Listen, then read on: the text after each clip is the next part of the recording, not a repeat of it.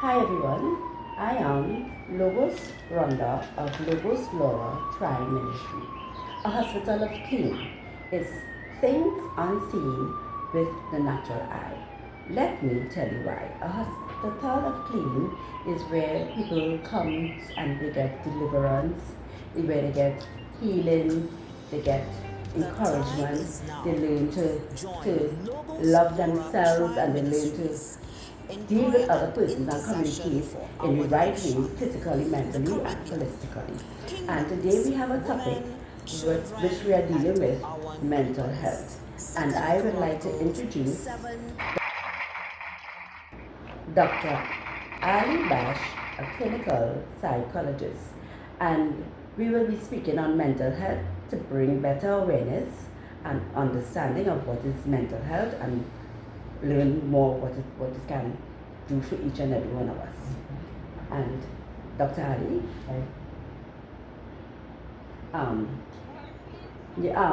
who could you give me a little example of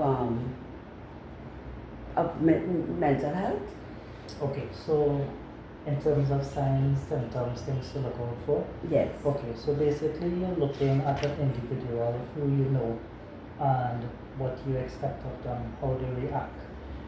If you are picking up any signs or symptoms of any mental illness or features of any mental illness, it's basically anything that's outside the norm of how this individual is. So, for example, you for example, is very sociable, you're outgoing, you like to enjoy each other's company, you like to go out, you like to eat, you have perfect sleep, you always full of energy. When you work, your attention and concentration is intact, everything is okay.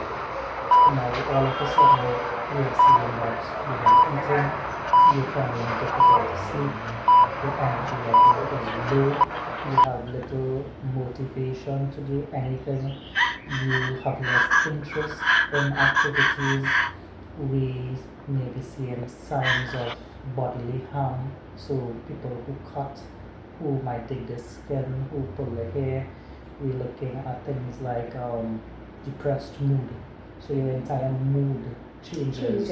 Yes. We also be mindful of suicidal thoughts, people who might experience or have thoughts of suicide, people who tend to start to feel helpless, hopeless, worthless, they're more isolated, so they're not in groups, or they're not mingling anymore, they just prefer isolation, being by themselves, not talking to anyone. They might be crying uncontrollably for no reason, etc. So those what I call out there were just signs and symptoms of depression, basically. Right? Okay, so it's a form of it starts with a form of depression, should I say? No. Those symptoms is actually the symptoms of depression. So if an individual is experiencing those symptoms for a period of at least 2 weeks, we could say that there is the possibility of that individual being diagnosed with depression. Okay, so from depression, at what stage is this considered mental health? Right, so mental health incorporates everything, how we act, how we think, how we feel, our emotions, our behaviors, how we deal with things. So for example, both of us might have just lost our jobs. Your reaction is you pray about it, you try looking at other places for employment, you basically are handling it well. Meanwhile, I might go sit down by a rum shop, drink, because I am unable to cope, I'm unable to deal with the stressor, which is losing my job.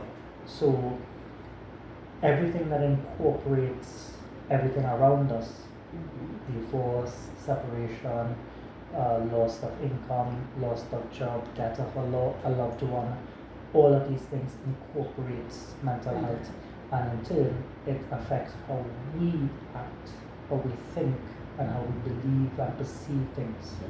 So But it starts off, could I say that it starts off with a depression, some sort of depression? No, not No, necessarily. not necessarily.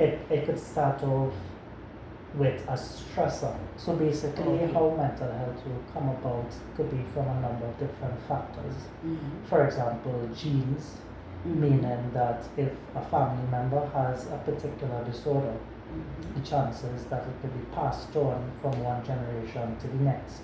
Classic example, depression and ADHD.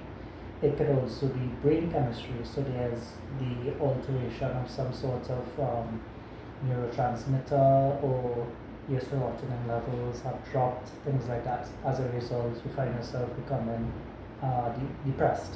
Right. Environmental stressors as well. So, like I just mentioned, if there's things like loss of job, loss of income, you get into an accident, you find out that you have stage 4 cancer and a few months to live. That in itself makes you depressed. You start to become depressed. You start developing features of depression, right? So all of these things, biological factors, all of these are usually associated, or what contributes to the beginning of a mental health problem. Okay. So, is there any way that some from a child, Mm-hmm. let's say from birth, after while the child begins to grow, Mm-hmm. is there anything? Is there any form of way that you could tell if a child is, because of depression, I should say, Mm-hmm. that they are Child and Family Counseling Training Manager, and I've been with children's for 18 years. So research around mental health issues in adults have demonstrated that a lot of times these disorders actually start in childhood and adolescence. So a lot of these issues, if left untreated, don't go away. One of the most persistent and prevalent disorders that we work with is really focused on depression.